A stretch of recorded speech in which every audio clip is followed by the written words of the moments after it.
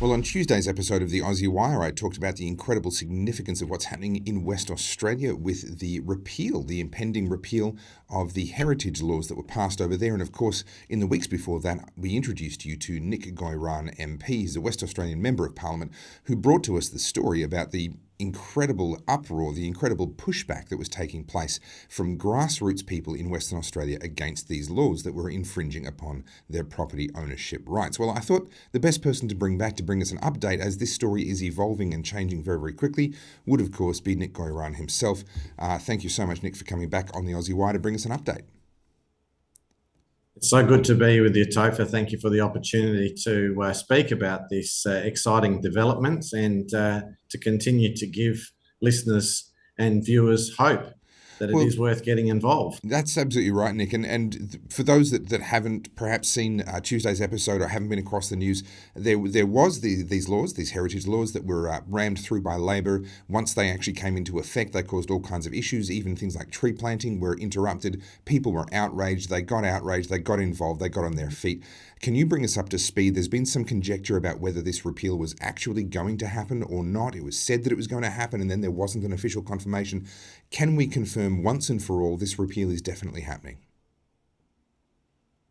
Topher, I can certainly confirm that there is now a repeal bill in the Western Australian Parliament. It's Right. quite understandable that people were completely confused because there were rumours in the so-called mainstream media, evidently leaked by the Cook Labor government. But then we had an extraordinary set of circumstances where, for 3 days over the weekend, the Premier essentially went into hiding. Mm.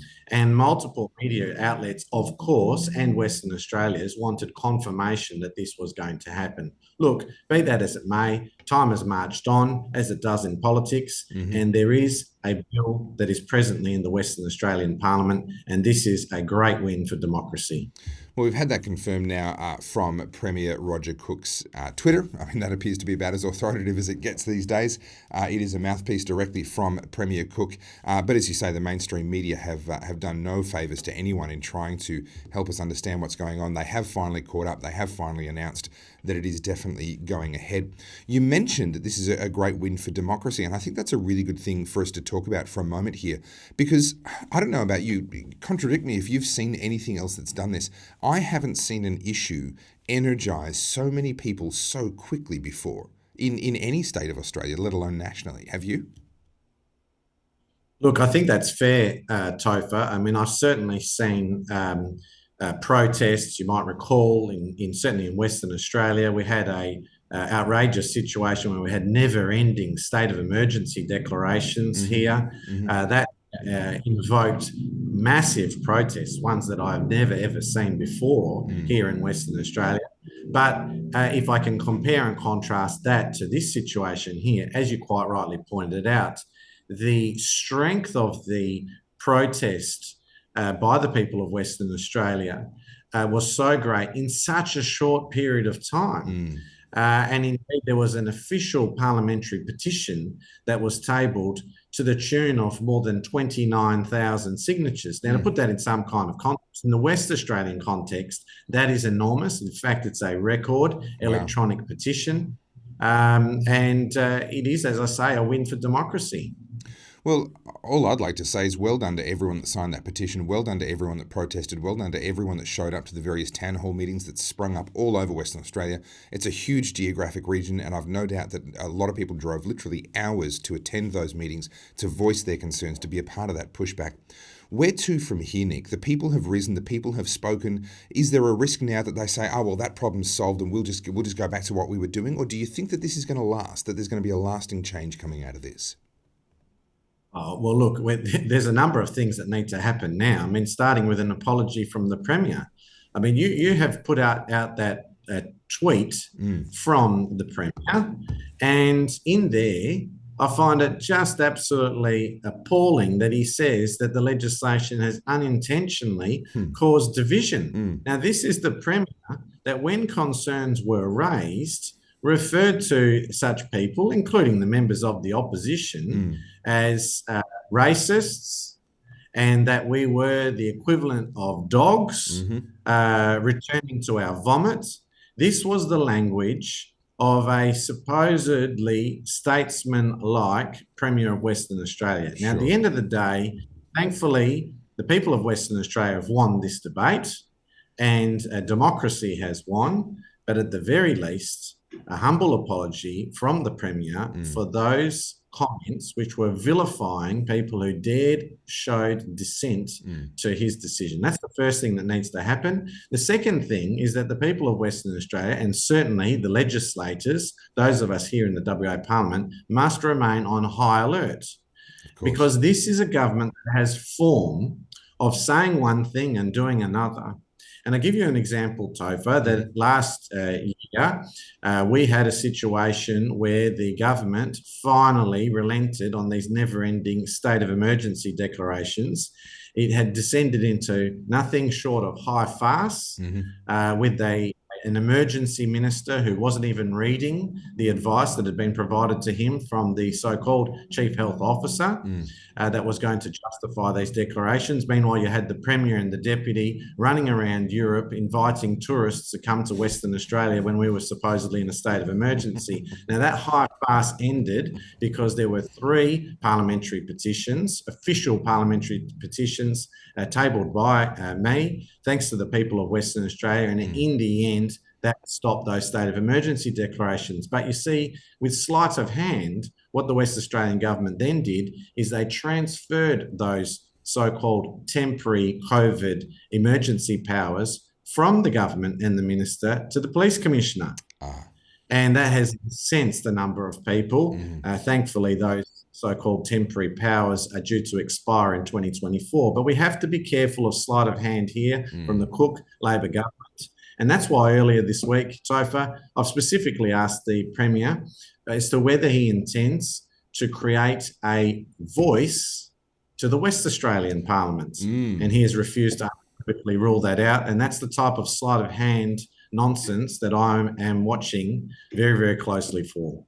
That's a great point, actually, and I didn't grab that. I did come across that when researching for today's interview, that he has refused to rule that out, which in political speak is basically confirmation that your hunch is correct. He does have that kind of a plan in the works.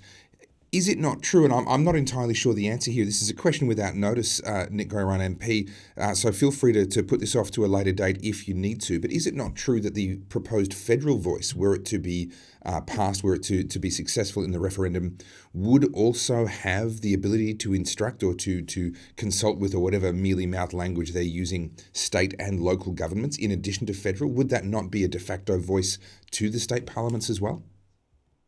Well, look, I mean, this is one of the technical points that we, being the people of Australia, have been asking the Prime Minister to clarify. And in Western Australia, I have twice asked the former Premier, Mr. McGowan, to release the advice that he has kept secret on the impact for Western Australia on a federal voice should the referendum get up, which I hope it doesn't.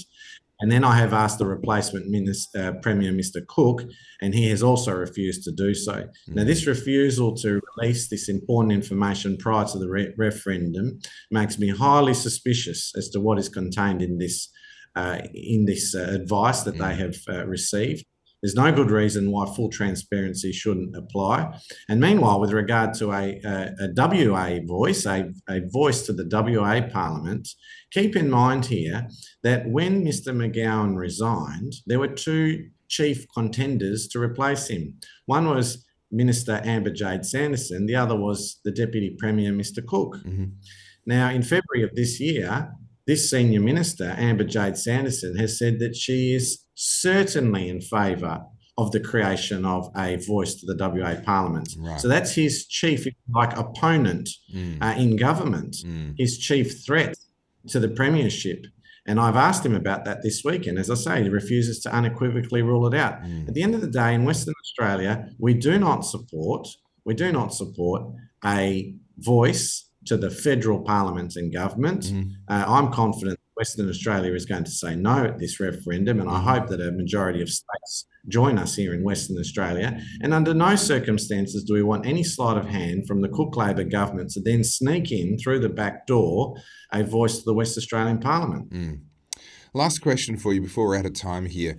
The situation for the Liberal Party in West Australia was pretty dire at the last election. There's no way of putting lipstick on that pig. It was an absolute shellacking. Then Premier Mark McGowan was riding high on a wave of popularity, and that was reflected in the polls. One of the things that we've seen come out of this schmozzle that has been these West Australian heritage laws is a sharp turnaround in the polls, in fact now showing that the West Australian Liberal Party would indeed win were an election to have been held at the time of the most recent poll. I believe it was a 54 to 46 two-party preferred result, but don't quote me on that. Again, similar to my question earlier, but now on the polling, do you believe that that's a real thing? Are people simply venting frustration, or have we really seen this one issue completely change the political landscape in WA? I think, Topher, here that it is important that that type of commentary is best left to the likes of yourself and others to make judgments on that. I will just simply relay a few facts. Mm-hmm. One is that the Premier of Western Australia has changed, and whatever people might have thought about the former Premier, Mark McGowan, we've now got a completely different character Mm-hmm. here in Premier Cook. The second thing is that it is a fact that the rollout of the Aboriginal cultural heritage regulations was nothing short of shambolic, Mm-hmm. to the point now that only weeks ago, really, when we were being referred to as dogs, reverting to our vomit, that we now have that same person who vilified us in that regard now repealing that legislation that we showed concerns about. And the third point I'd make, Topher, to that commentary is that we have recently had a by-election in the seat of the former Premier, and there was a 23% swing against the government. So all of those factors have to, at the very least, be sending a message to the government as to where that puts the Liberal Party. Well, look, at the end of the day, as I've always said in 14 years of service in the Parliament, it's not about winning. It ought not to be about winning. If we're only concerned about winning, then we've lost already. What we need to be doing is fulfilling our duty to the people of Western Australia, whether you're in government or in opposition. And at the moment, for the Liberal Party, that means holding the government to account. Clearly, we have done that in this latest example, but we must remain on high alert because these guys have got form.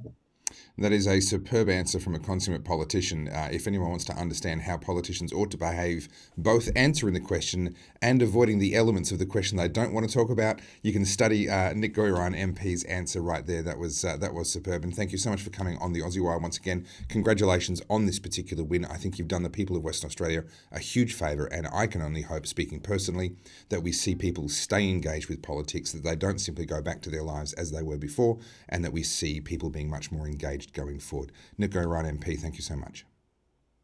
Thanks so much, Topher. Much appreciated.